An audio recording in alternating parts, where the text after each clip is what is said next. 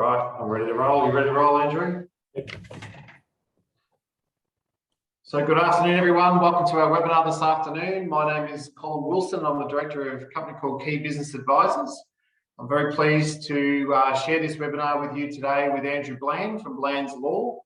We've had a partnership, a relationship together for well over 12 years now. And the way it works is in our company is, we're an outsourced HR business. When things get a bit complicated or a bit out of our league, we always go to Andrew for help, and he supports many of our clients and many of you that are on this webinar that we're going through this afternoon.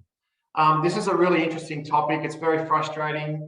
Certainly the clients that I've spoken to, everyone's scared as a business owner around these COVID-19 vaccinations that we as an employer have our rights and obligations to commit to. And I thought it'd be just absolutely appropriate to bring Andrew in to support us on this. The way that we're going to set up this webinar today, I have two of our professionals, Alison Fletcher and Mo Petreska, who are sitting there on the chat box, who are happy to answer any questions that come through. And we're here to help support and educate you about some of the things that are going on with this current process of what the government is, if I can say it, has put onto the business owner, that it's our responsibility now to make sure that we create a health and safety workplace. So I just want to make sure the chat box is working. So could you just give us, can you hear us clearly? Can you see us on the screen? Can you see our presentation? If you can give us some feedback, that would be absolutely fantastic, and we'll get going. Beautiful, all good. I just love it when things work, and I'm always scared with technology, but no, we're ready to roll. Okay, so how are you, Andrew? I'm well, very well, thank you. You guys your Andrew's in New South Wales, and that's the way it works. So you guys have got your first day of free opening today, is that correct? Yeah, so they New South Wales reached 70% during the week, and so there's certain freedoms that Victoria can look forward to. I think in a couple of weeks' time, probably 26 October looks like the date. So look, some shops are open, some cafes are open. You can go sit down. It's it's nice after the amount of time that both states have spent in the doldrums. So something to look forward to for sure. 100%. Okay, so this is who we are. This is where we are a partnership in crime, aren't we, Andrew? We do love to get together and work very closely with a HR network. And I think we just really value your support that you give Key Business Advisors and all of our clients. Yeah, so we're going to go through our agenda. So some house rules, your obligation as an employer, the mandatory vaccinations for employees, for customers, employer liability, and then questions. And I sat in on a webinar with Andrew a few weeks ago, and I think we had like 40 odd questions in the first 10 minutes. So that's why I've got my team of Alison and May in the background, and we will cover a lot of information. So maybe just before you push that question forward, maybe just hold off, and hopefully we can answer that. So everyone is on mute, and we'd like you to please keep it on mute, and also please direct, as I said, your questions through the chat box, because we've got Alison and May ready to answer some of those questions for you. Okay, so let's get into it, Andrew. I'm going to hand it over to you. Obligations and entitlements. So it depends on where you are. So do you want to take us through? And we're mainly focusing today on Victoria. Yeah, I do want to talk about New South Wales as well, because I think it's really appropriate. You guys have come out of lockdown quicker than what we have now. Thanks, Colin. Look, welcome everybody. And this is a topic, as Colin said, he said on one of these, I've probably done 4 or 5 of them over the last couple of weeks. And to be honest with you, the one I did last Thursday, has some big differences to the one I'm doing today. And it just moves so quickly and moves so fast, both in Victoria and New South Wales. I'm going to concentrate on Victoria, both, Melbourne CBD or Melbourne, Greater Melbourne and regional Victoria. Not going to spend a whole lot of time in New South Wales, but it's safe to say that the Victorian government appears in lockstep with the New South Wales government on most things. In terms of when you get to 70%, you open up certain things, and then 80% is different again, and then so on. So the reason I've got this slide up is that it really does. If you're in Bendigo or you're in Shepparton or you're in Wodonga, it's quite different to if you're in Melbourne. And even within those regional centres, as we know, certain centres are coming in and out of lockdown. Shepparton's a good example of that. And so I'll talk to you about what is happening in the metropolitan Melbourne area and those restricted areas as one subgroup. And then the other subgroup will be the rest of the regional Victoria, which is under much more relaxed restrictions. But it really does depend on a couple of things. One is where you are, and for the purposes of today, where you are in Victoria. But if you are from New South Wales or Queensland or Tasmania or South Australia, WA, the laws are different in each state and even within each state. But the other part of it is where you are, not only where you are, but what industry you're in, right? So if you're in retail, it's a very, very different situation to if you're an accounting firm, which is going to be different again to manufacturing, which is going to be different again to hospitality, aged care, and so on. So there are, construction, whatever. So the point being, you need to look at where you are and you need to look at what industry you're in terms of the questions that you ask, because they may be very, very different answers depending on those two things. So just keep that in mind as we go through all this. Now, I'm not going to be able to go through every single scenario either in this or in the chat box here today. We just don't have the time. But, if you keep those things in mind, and as I said at the beginning, this is changing literally daily in some cases. And, there was health orders that just came through on Friday in Victoria, which backed up what Premier Andrews had said earlier in the week and talked about those authorised providers and what they are required to do and when they're required to get vaccinations and so on. So that's all very new and very, very different to what the situation was 2 weeks ago. So just moving on to the next slide then, we have the things I want to cover today are in the main areas of concern. So can I or should I make vaccination mandatory? And I being, as an employer or business. And that's the key question on everybody's lips. What do I do about employees who are not vaccinated? Another key question, because at the moment in Victoria, I think the first dose rate is up around 85, 86%. The first dose rate is around 57, 58. So you can imagine that in Victoria, at some point in the next month, the double dose rate will hit, well and truly above 85%, perhaps 90, or perhaps above. The point being that there's not, in percentage terms, it's not going to be a huge percentage of unvaccinated workers or unvaccinated customers that you're going to need to contend with. That said, every client I've spoken to so far has at least one unvaccinated worker, a worker who isn't going to get vaccinated. Lots of different reasons for that, and I'll get to how you communicate with those later in the presentation. How do I manage vaccinated and unvaccinated customers? Right, I mean, it's hitting the ground in New South Wales as of today. I mean, shops are open, and there may be unvaccinated customers wanting to come into those shops, cafes, restaurants, etc. And that's going to be the situation in Victoria in about 2 weeks' time. So get prepared, start getting some communications together, which we can talk about. What information can I request? That's another important one in terms of privacy. What obligations do you have pursuant to the Privacy Act or your privacy obligations? And then what are my liabilities as an employer? That is, can I get sued? In what circumstances can I get sued? What do I do? That sort of thing. So next slide. Before we go to the next slide, Andrew, I do want to say, I want to thank our government for making this nice and simple for us business owners. And, my heart goes out to each and every one of you on this hookup of just how, frustrating and nerve-wracking it is emotionally on how to deal with this. So, yeah. All right, so our next slide. So, Cole, do you want to ask some questions and we can get into a bit of a Q&A?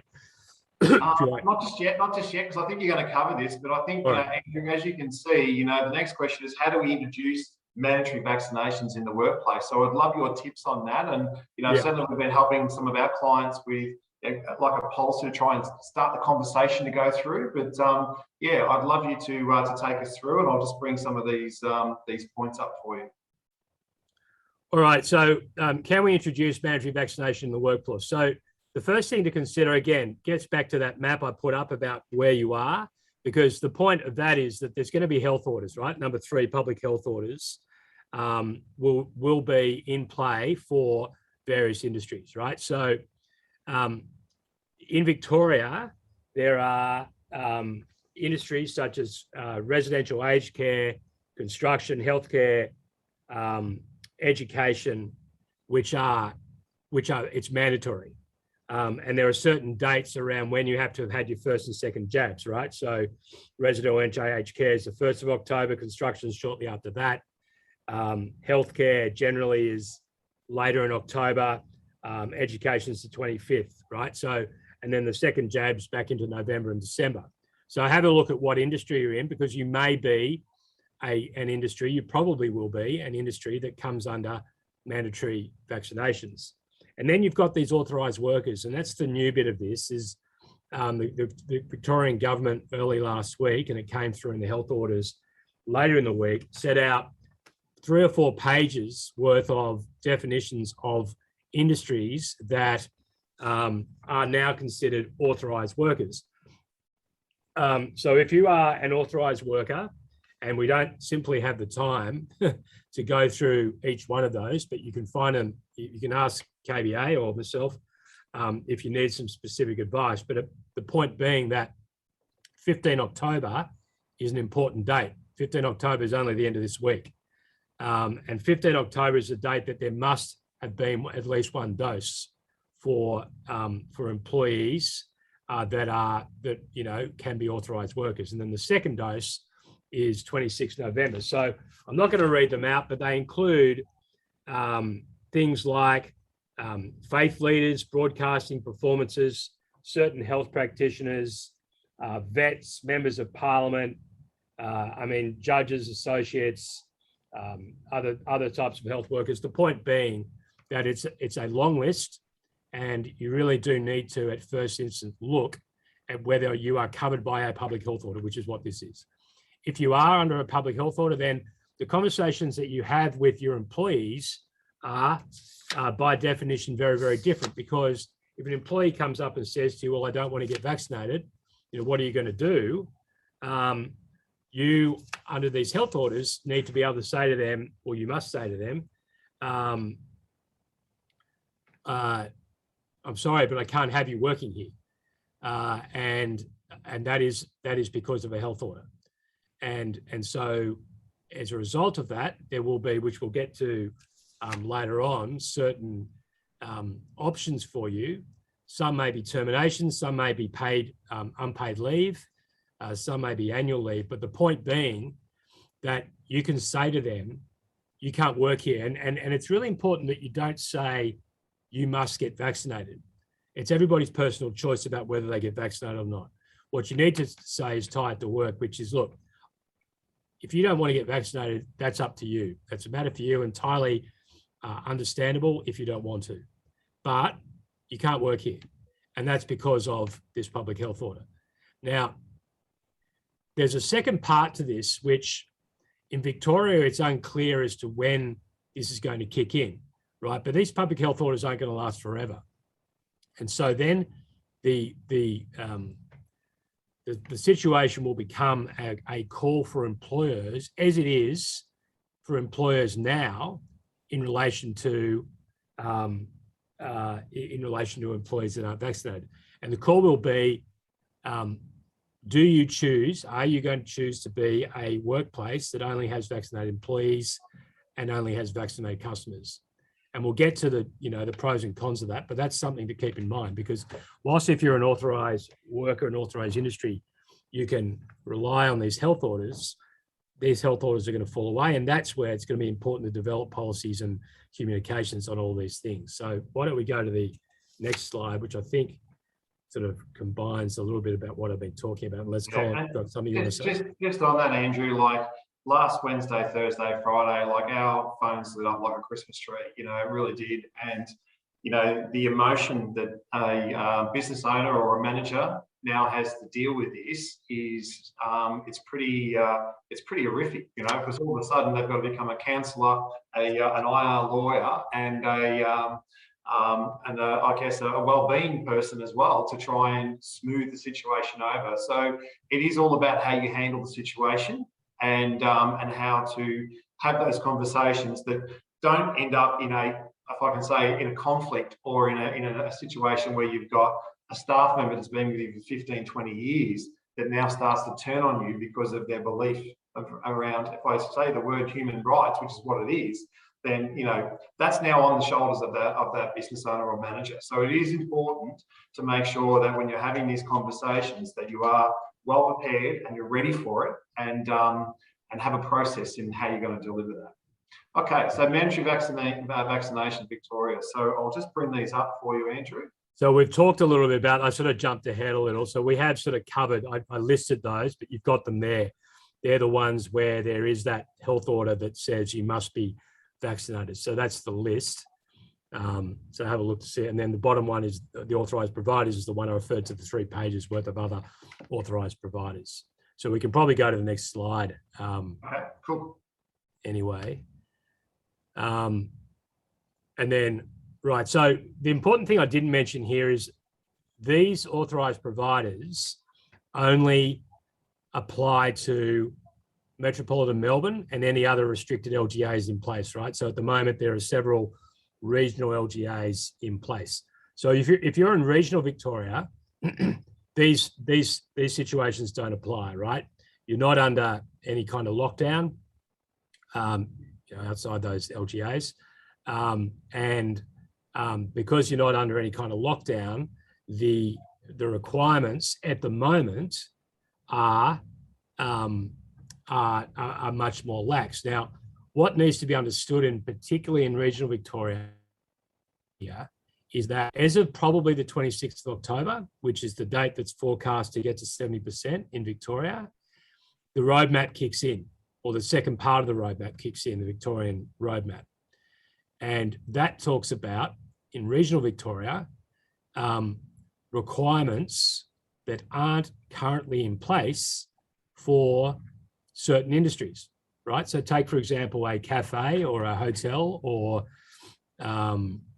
something like that in hospitality.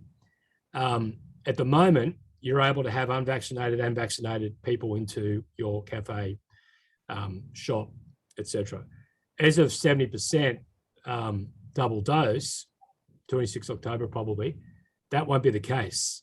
And so it's yet to be determined exactly what the requirements will be. At the moment, they're saying vaccinated people cannot, unvaccinated people, cannot go to or work in those establishments. So if you're in regional Victoria, you've got a situation where you're employing unvaccinated staff. It's likely, and this will sort of be developed in the next 2 weeks, I can tell you, because in New South Wales, basically businesses didn't listen until about 3 days before, that is 3 days ago. And then they said, oh, wow, what are we going to do?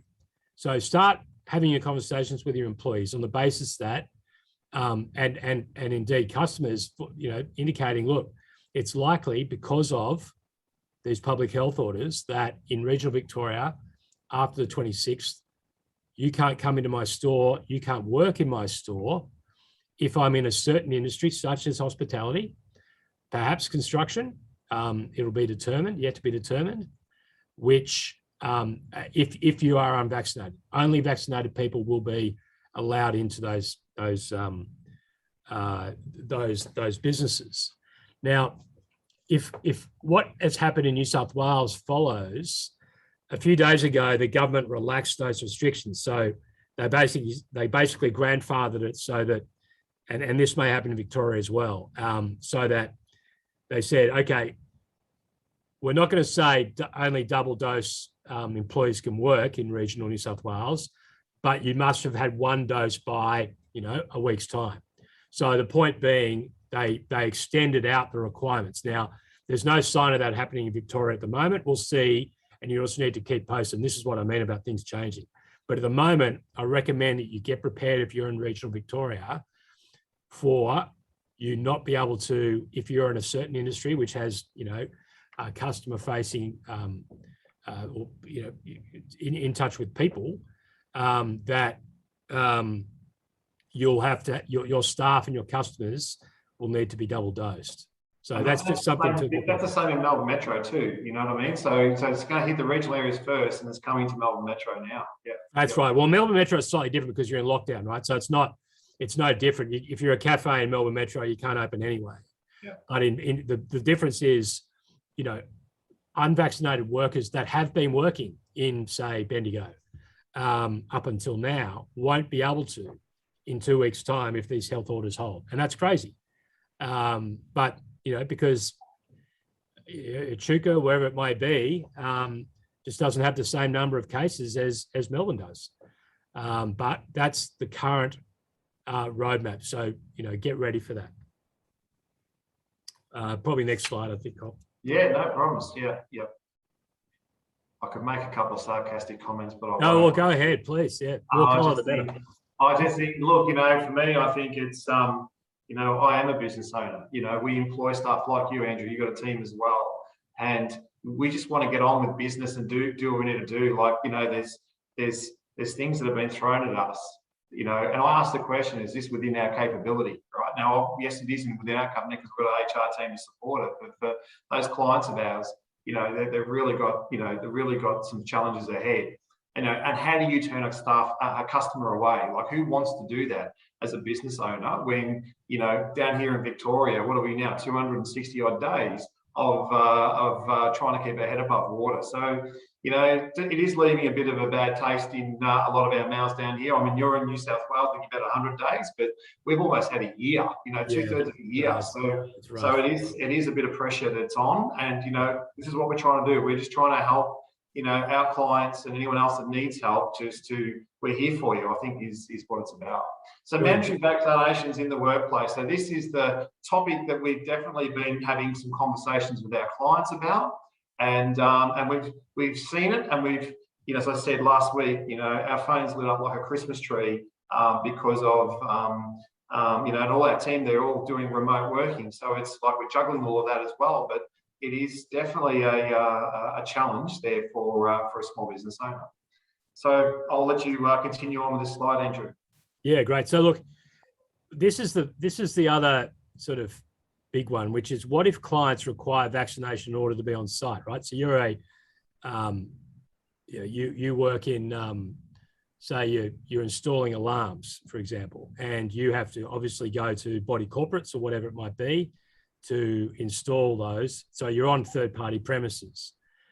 You may not be an authorised worker, but and therefore, potentially unvaccinated people can work, and that might be the employer's position, but the third party being the owner of the site, right? In this example, a body corporate may say, I'm not having anyone on my site that isn't vaccinated. And so, one of the things, if you're a business that works on other sites, construction's easy because you've got to be vaccinated, right? But there are a bunch of industries that aren't in that. And also, again, in regional Victoria, where you don't have those requirements, where it may be that the site says, well, I'm not having you here. So in terms of contact with your employees and communication with your employees, you need to be telling them that, look, part of your job is that you need to work on various sites, not our site, but other sites. And it may be, or it's likely that those sites will say, we're not having vaccinated people. And therefore, if that's the case and you're not double vaxxed, you can't work for us. And again, it's particularly in Victoria, because we're coming up to this point in a couple of weeks' time. And if you're an authorised worker, you're on the clock already in terms of getting double dose. It's important to understand and to communicate with the employees about that, because put simply, if the third party site owner doesn't allow your employees on, they can't work. And so you're going to have to, again, there's options about what you can do. So then, do I need to consult with employees before introducing a policy? Now, a policy is something that we really do recommend for every business. And the reason why is because, again, whilst you might be under a public health order at the moment, there's going to be a decision that needs to be made. And I saw whilst Colin was talking a question that came up in the chat, and I thought I might just deal with that, which the question was something like, well, when do you expect these public health orders to end? Now, I can tell you, I mean, I watch the Premier Victoria, Dan Andrews, press conferences every day, or every day he's on, because, you can pick up things that he says in those. Now, one thing he did say is in New South Wales, as of 1 December, these public health orders, for the most part, are going to fall away. And then it's going to be up to employers to decide on their own whether or not they have people at their premises, whether they allow unvaccinated people to work. So it's going to be the employer's call. It's not clear in Victoria when that's going to occur. But what Andrews did say at one point is he didn't agree with New South Wales putting that date in place. That is, he thought it would be a disincentive for people to get vaccinated if they felt, well, we can wait 6 weeks and then everything will be the same. So look, I don't know. He's certainly not saying, but I think you can expect it to be in play for at least a couple of months, into the new year, and perhaps, into February. So again, it's something that I don't think you can just wait out if you're a business and say, oh, look, we'll just put everything on hold. Maybe you can, maybe that'll work for you, but in a lot of industries, sort of putting employees on hold for 3 months, where you're going to get the staff to work, I think you're going to be forced to make decisions. So anyway, that gets back to the second point, being the policy, because it's important that employers develop their own policy on vaccinations. And it can be that part of the policy can refer to the health orders in place from time to time, but then I think you're going to need to make a call and say, at the present time, our company is a vaccination company, meaning that we require all of our employees and our customers to be vaccinated. Or you can say in your policy, we're not.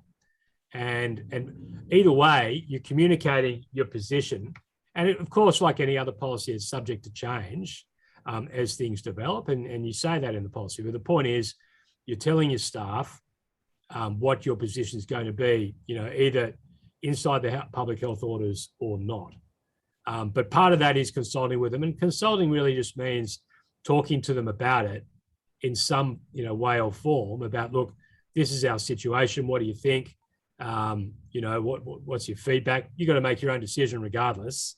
But I think it's a good idea to sort of have a bit of communication with the staff about it, because you may find that some of the staff say, I will not under any circumstances work with an unvaccinated person, or vice versa, right? So understanding that's probably important in terms of your decision making. So then what if employees refuse to be vaccinated? All right, so I've alluded to this a few times already, and this is really difficult. I mean, you've got situations where there are, people have all sorts of, in some cases, very good reasons why they don't wish to be vaccinated. And we'll get to the medical exemptions in the next part of it. But just if it's purely I don't want to do it, and it doesn't really matter what the reason is outside of medical reasons,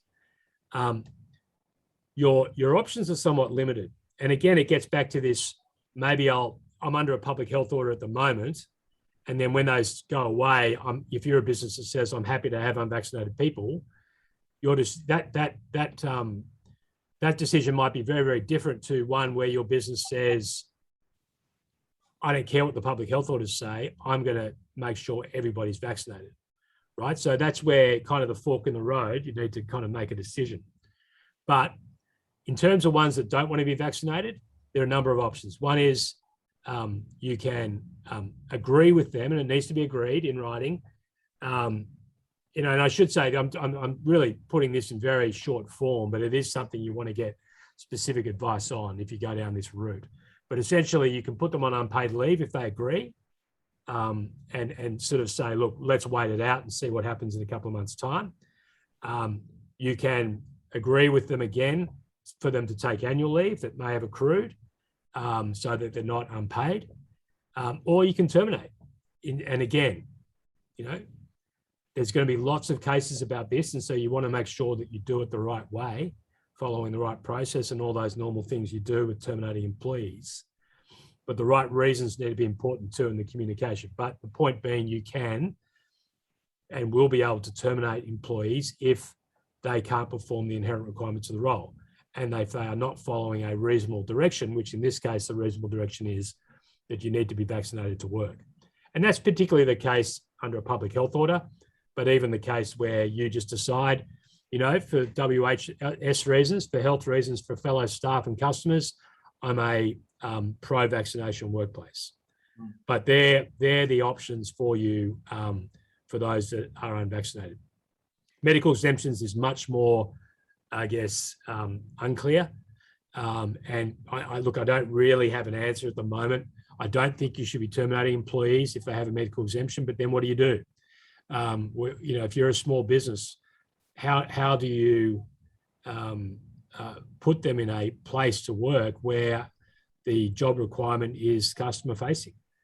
There's no easy answer to that. But again, it's something you're going to need to work through and there aren't a lot of medical exemptions, but there are some. And if you do have an employee that has one, or indeed a customer, it's something you're going to need to sort of seek some advice on, because there's no easy answer to it. If you're a big company and you can put someone out the back, or in an area that's not customer facing or people facing, then great.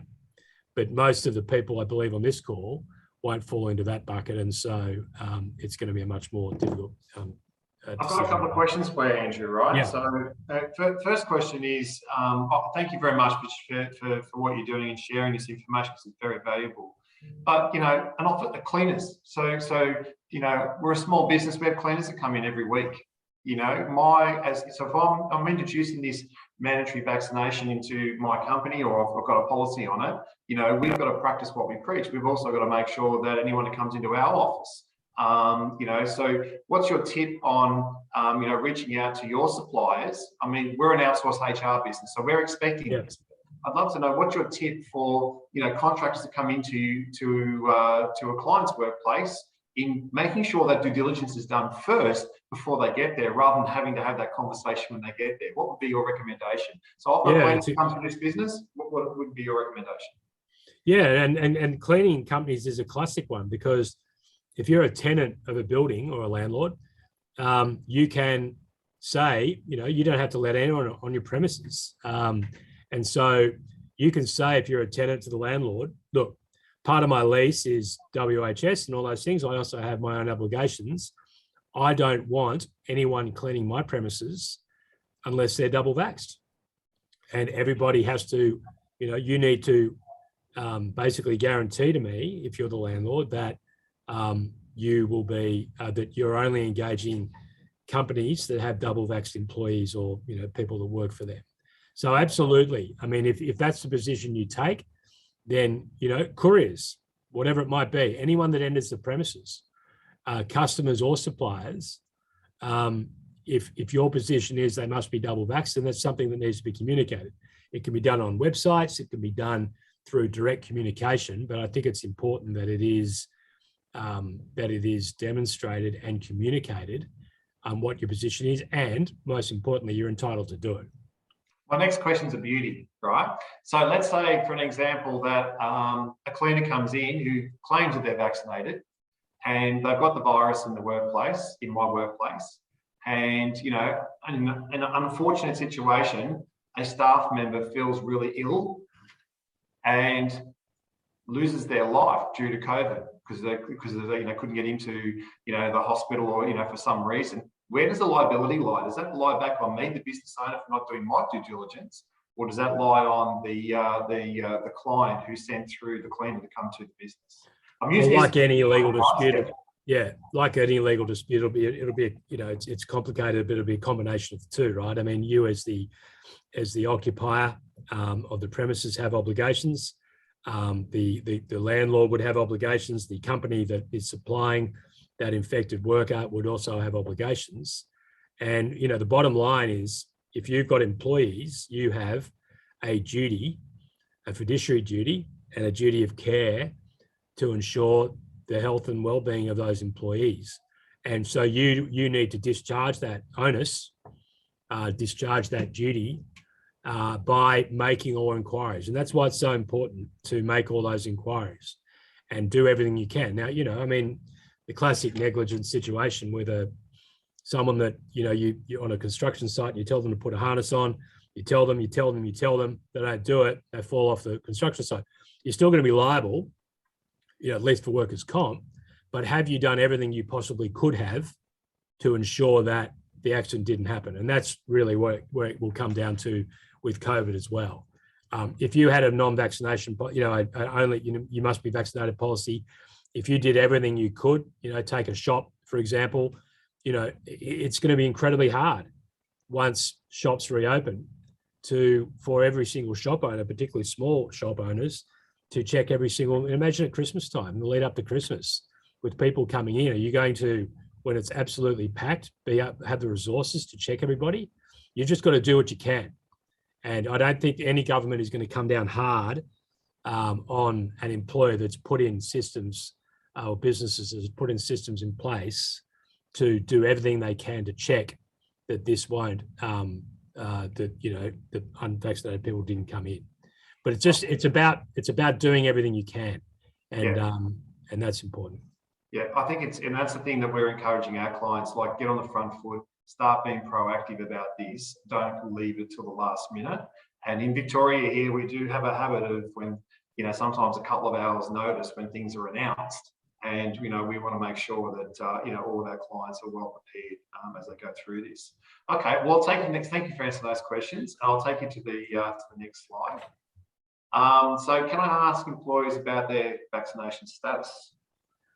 Right, so this is a good one, and it is something that you can, if it's part of a requirement to do their job, right? So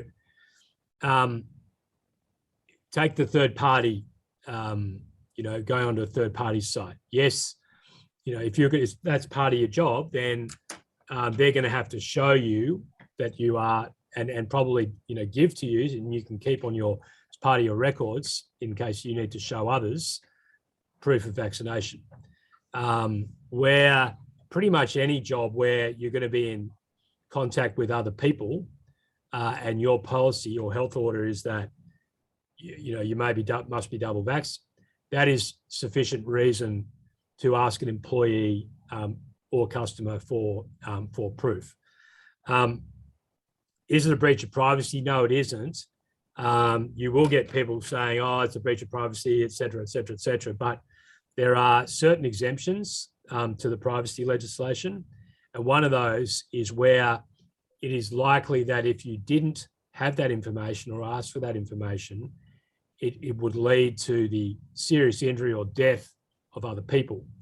And to me, this falls squarely into that scenario where in COVID, if you didn't ask for an employee or customer's vaccination status, and that unvaccinated person came in and infected others that led to serious injury or death, then that clearly falls within that exemption of the Privacy Act. So if you're getting people come to you and say it's a breach of privacy, et cetera, use that little nugget, and you can be assured, that is how you can ask for information. Now, there's a difference between asking for the information and keeping the information. And I think what you need to be clear with your employees is that you have asked for this information, you're keeping records of it, but you're only keeping, it will only be disclosed where required by law, or, in terms of proving that you are vaccinated so that you can do your job. Take, for example, again, that third party travel. Travel is another one, right? Where airlines are going to require proof of vaccination in order to board a flight. Then if you're booking flights for your staff, then you will need to have their records in order to successfully book that flight. So that's, you can't be just disclosing to everybody, here's our list of employees and they're all vaccinated, here's their proof. Not that you'd want to, but you can't do that, but you can keep it under certain circumstances. Can I make a vaccination a condition of employment? It's another really good question, one we get asked a lot. It's like anything. Does it inhibit a lack of vaccination, your ability to perform your job? Now, if you are an accountant, again, or a lawyer, or someone that works in an office the entire time, at the moment in Victoria, you must work from home if you can. And that's going to continue on under the 70% and under the 80% guidelines. It'll be a bit more relaxed under the 80% guidelines. So if you're employing someone, you're going through interviews, and it's likely that they will be able to work from home and as part of their job, it probably isn't something that should be taken into account. That said, if it's a sales role, if it's a role that requires client-facing, customer-facing, people-facing work, then absolutely. It's like, do you have a bad back? If you're required to lift 30 kilos or whatever, you can ask that question. Otherwise, you can't. So it will depend, again, like any interview question, on whether or not it impacts on their ability to perform the role. I think too, Andrew, a lot of small businesses, I might be in a certain role here, but in small business, whoever comes to the front door, it's the first person that's there that serves that customer. Do you know what I mean? So there's a lot of small businesses in that. So my role might say, hey, I'm doing, for an example, admin, as a bookkeeper, for an example, or a finance person. But in most small businesses, when someone comes to the front door and no one else is there, they're the person that's actually serving their customer. So I think it is, trying to get that, consistency across your business is really, really important. Yeah, absolutely. Yeah. And then the other one with the record keeping, I think that's an important one. I think if you put that into, you recommend you put that into a policy, saying this is what, and explain that in the policy. Yeah. At least it's written down and it's clear for everyone, so there's an understanding. And if like always, most people agree, but for the one that might want to question it, where you can sit down with them one-on-one and explain, what it's all about and what you're going to do, I think is very important. Yeah. Okay, very good. Unvaccinated workers. All right, here we go. All right, so if vaccination is not mandatory, what if unvaccinated employees refuse to work alongside an unvaccinated worker? And this is going to come up, outside of public health orders, where employers are then, it goes back to that policy I talked about earlier. If you decide we are going to be an only, if we're going to be anyone can work here workplace, you may have vaccinated workers that say, I don't want to work here. And that's going to be a real problem for you. And it's something that, you're going to have to consult those employees about. But ultimately, the employer, the business is going to need to make a decision. And if they decide that they're going to have, that's just, if they're going to have all people working vaccinated and unvaccinated, then that is a condition of employment, essentially. And all employees will need to understand that if they want to work at that business, they're the conditions of employment.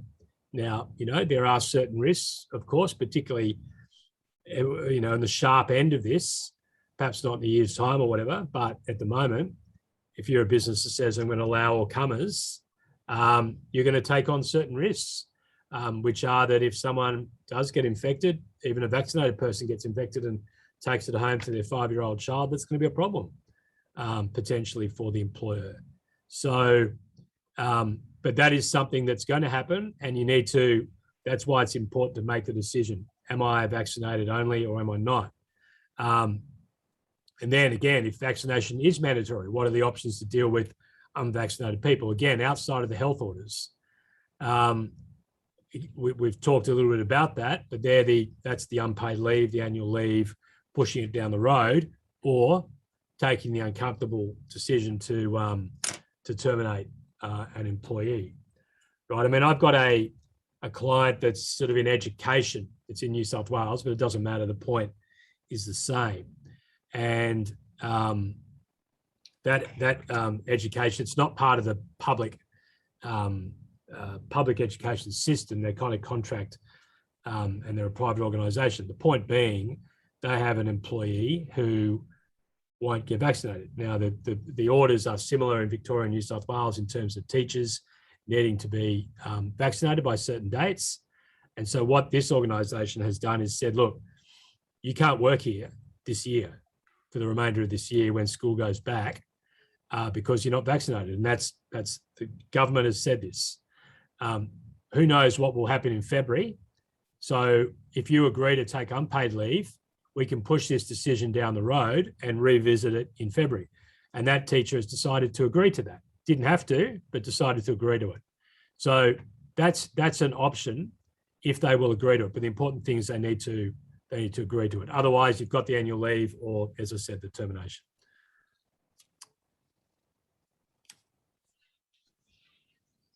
What about customers? Customers, yeah, right. So same sort of situation. Does the business have to tell customers whether staff are vaccinated? Now, this is a tricky one because you can't get into breaching privacy. But if you are a vaccinated business, business that decides vaccinated, you can just put a sign up or a communication that says we are we're all vaccinated in here. Words to that effect. So if you're not, it's more problematic in terms of communication, and you probably just say we are complying with all health orders that are in place from time to time, right? Something to that effect, which is another way of saying we're not. I mean, outside of health orders, we'll allow all people to work and so on and so forth. Again, you probably need some specific advice because that is a question that's getting asked a lot. And then the second one, can I require customers to be vaccinated? Yes, you can. Absolutely. If you are a pro-vaccination, only vaccinated employees, customers place, you can make that a condition of entry to your store. No doubt about it. And you're going to get a lot of crap from, a minority of the population. And some businesses have decided to stay closed until everybody is allowed to work, right? In New South Wales, that's 1 December. Victoria will be sometime probably after Christmas. But some businesses, cafes have said, we don't want the fight. And so we're going to stay closed and just continue to do takeaway, for example, and stay shut. I think that's the unfortunate scenario, like you're damned if you do and damned if you don't. If you put a sign up saying we're only going to accept customers who are vaccinated, you're probably setting yourself up for, a fight at the front of your store. It's a real difficult one that a lot of business owners, especially cafes, restaurants, beauty, all that, they're really going to struggle with this. And there is no real, what's the word? It's just a really hard conversation, and purely something I don't believe that should be put on the lap of a business owner to deal with. No, I agree. Right? Because I just think that is so unfair.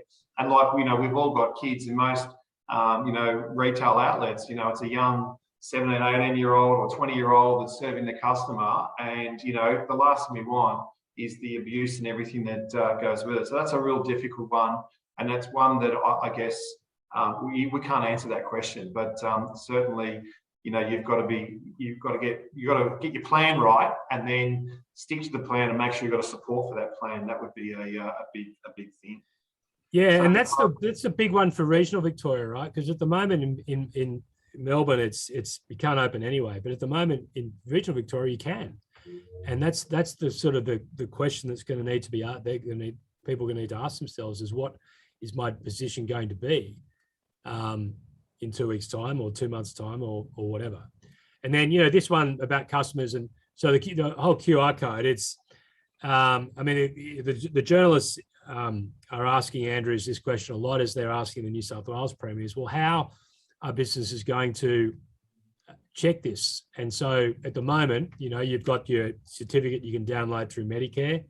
I think the IT departments of both states are trying to come up with a more seamless solution, but there's nothing that's been announced as yet. But just, I guess watch this space. Can I refuse service if information is not provided? Absolutely. And indeed, you are required to refuse service if you are in one of those authorised industries, particularly when we get to 70%. And so, I'm not sure too many employers are going to be fined about this, but it is an obligation on both the individual and the business to make sure that people comply. We just got a really good question here, because what happens if you operate a kiosk, which is, not entering into somebody's premises? So, when you go to a shopping centre, there's a kiosk out the front. I mean, that's still face-to-face conversation. I'd imagine that would be exactly the same, could that staff member serve that customer in a kiosk environment?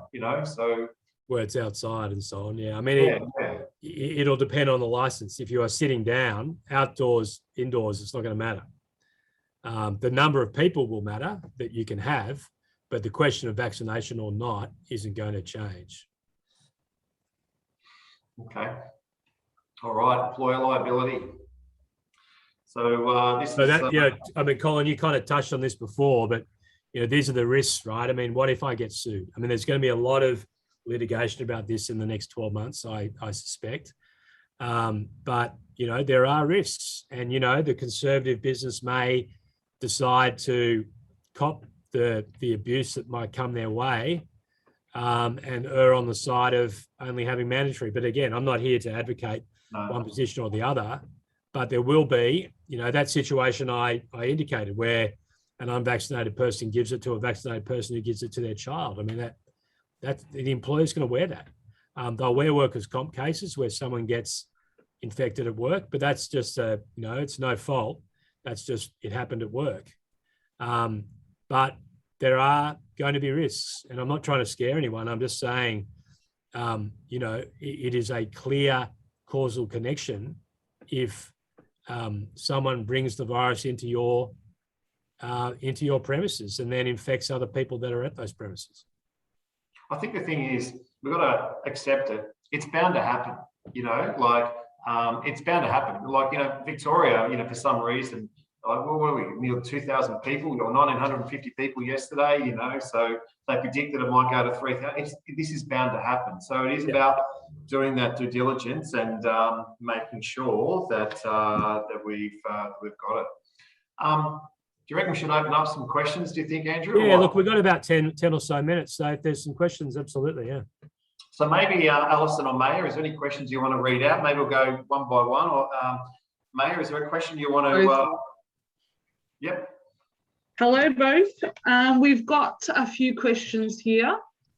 Question one was, when would the public health order fall away on, or when it does fall away on the 16th of December, doesn't the mandates fall away as well? Yes, so the public health orders are the mandates. It's not clear to me that they've made a decision about when they're going to fall away. I'm not aware of that. I know that there are 70% and 80%, and then I wasn't aware that there was any particular date for the health orders falling away. If they expire, it would be pretty simple to reinstate them. But anyway, in terms of when, I don't know. I do know that the Premier was loath to give people a date, and this is about a week, 10 days ago, because he didn't want to disincentivize people from getting vaccinations. But that, I mean, I can't say I've read every single word of his. So, but it's at least a couple of months, I would say. Yeah, wonderful, thank you. And then the other question was, what happens if a vaccinated person gives it to a vaccinated person? In terms of what liability, I'm assuming they're asking. In terms of if they had the virus, what about if a vaccinated person gives it to another vaccinated person but does get COVID? Well, look, I mean, again, all you can do is, I mean, I don't think anyone's requiring people to do tests on vaccinated people all the time. One of those, it is true that vaccinated people, it's much smaller percentages, but vaccinated people can get it and pass it on, absolutely. And so I don't think that, I'd be surprised if any employer is found liable for that, or business is found liable for that. But, there'll be certain things that will need to be done in terms of cleaning and the store being closed down and all that sort of stuff. But again, it gets back to doing what you can that is in your control. Right. And then there was another question here. Also, can you talk about vaccination at a job interview? So I've just mentioned. Right. So we did touch on that. And that's basically, you can ask the question. It's not illegal to ask the question if it affects your ability to do that role. That is, if you're customer facing, people facing, then that would be a relevant question. If you are not, and you can work at home, and not see anybody, then it's probably not a relevant question. So it will depend on the type of job that is being interviewed for and industry. Can I put it out on Seek though? When I put a job out, don't you apply if you're vaccinated? Am I allowed to do that? Well, again, if the job description is client facing, you probably can, yeah. Although I'd probably not put that in writing. No. I know. Look, it's a question. It's a question that's been asked of me, right? Yeah, no, and me too. I'm like, I wouldn't do that, right? But that's something you can ask as part of your interview question, because I think the thing is, as business owners, we're trying not to set ourselves up to fail. We're trying to get this to get through it, so we can go back to do what our passion is all about and run our business. Exactly right. Yeah. We've got another one here, a New South Wales question. We will be answering it offline, but I think it's also a good one to bring up here. Ruling about a hardware and building supplier. And according to the legislation definition, and therefore falling under exemption of critical retail, I guess meaning that double vax is not compulsory for workers and staff. It just asks here what deciding whether the business to determine their own classification and are able to prove to any inspector that they are classified as vaccinated or not vaccinated. That's a pretty specific question that you probably want to get some specific advice about, I would suggest. Right, yep. All right. I think that's mainly all. And again, I think you covered it off in terms of the kiosk answer, and I've got another one that was a non-essential retail and requiring vaccinations. Yeah. I mean, it gets back to what I said at the very beginning. Have a look at where you are, regional Victoria, regional New South Wales, Sydney, Melbourne, whatever, and what you do. That is, are you outside, are you inside, what industry are you in? Because it will be a very different answer for the person in Echuca who runs a shop to the accounting firm in Melbourne.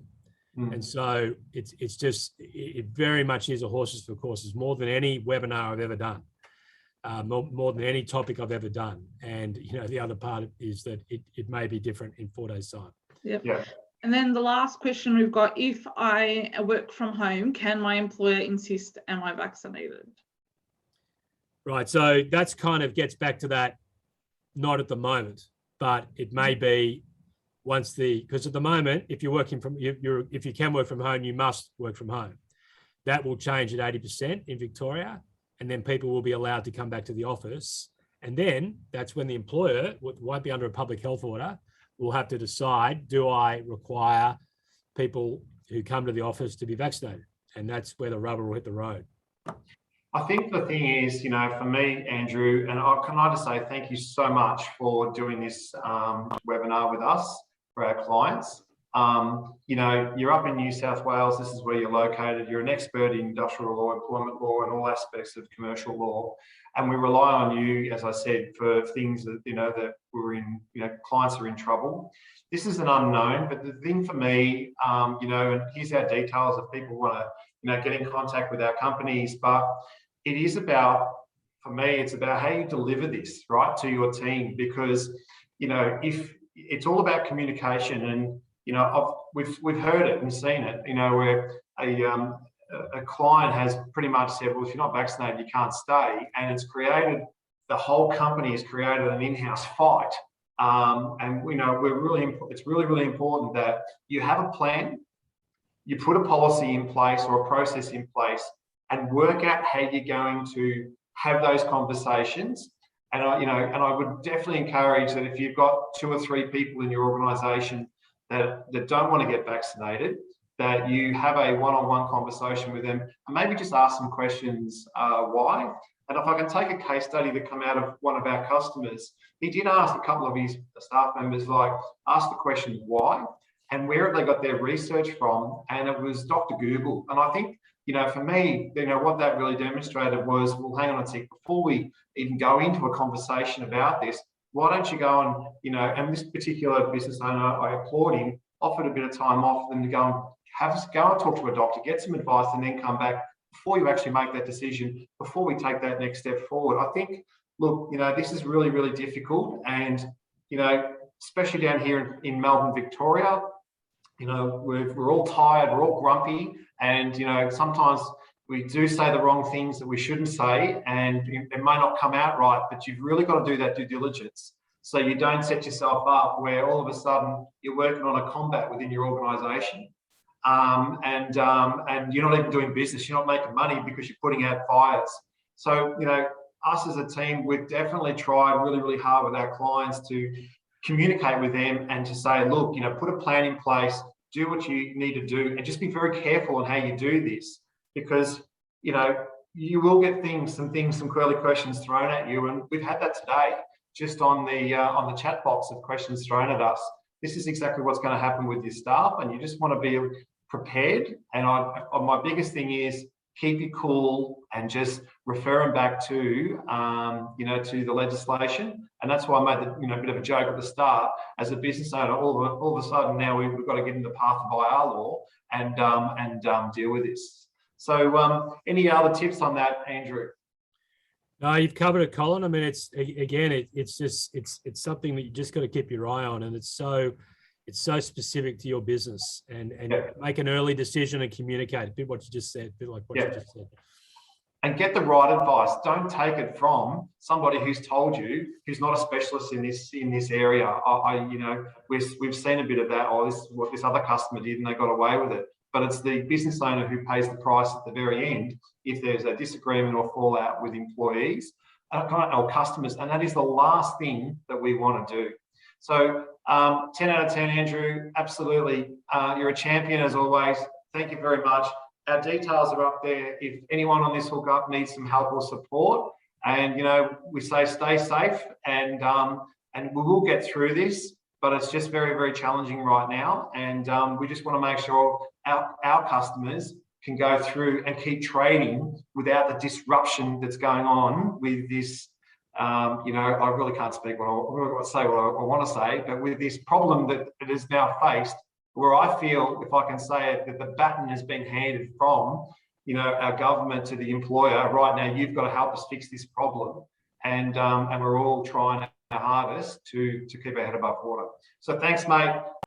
Thanks, Colin. Thanks, everybody. Concludes our webinar, and reach out to us if you need some help. Thanks. See you, mate.